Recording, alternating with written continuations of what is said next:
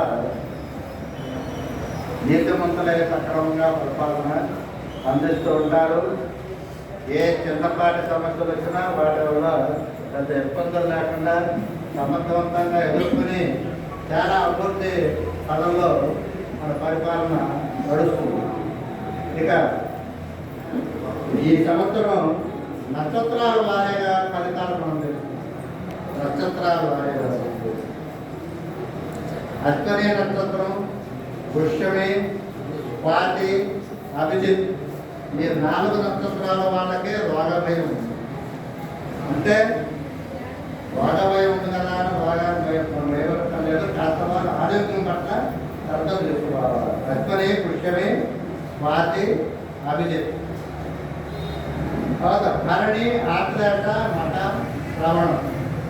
భరణి, ఆశ్లేష, మఠ, శ్రవణం ఈ 4 నక్షత్రాల వారికి ఆయువు వృద్ధి అంటే ఆరోగ్యం బాగా ఉంది. కృత్తిక, మఠ, అనురాధ, ధనిష్ట ఈ 4 నక్షత్రాల వారికి అర్ధలాభం. అర్ధలాభం అంటే ధనం.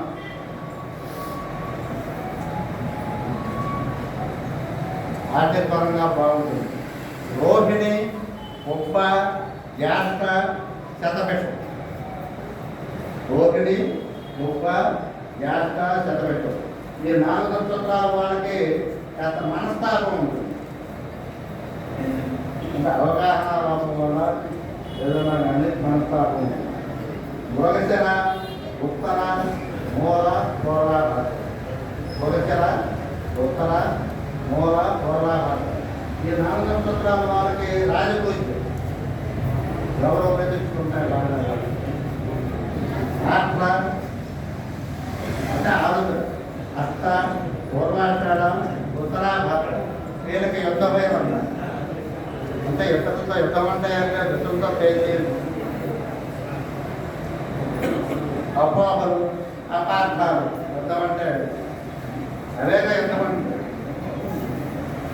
పునర్వసు, చిత్త, ఉత్తరాషాఢ, రేవతి. పునర్వసు, చిత్త, ఉత్తరాషాఢ, రేవతి వీళ్ళకి అలంకార ప్రాప్తం. ఇవి నక్షత్రాల వారీగా మనకి ఫలితాలు.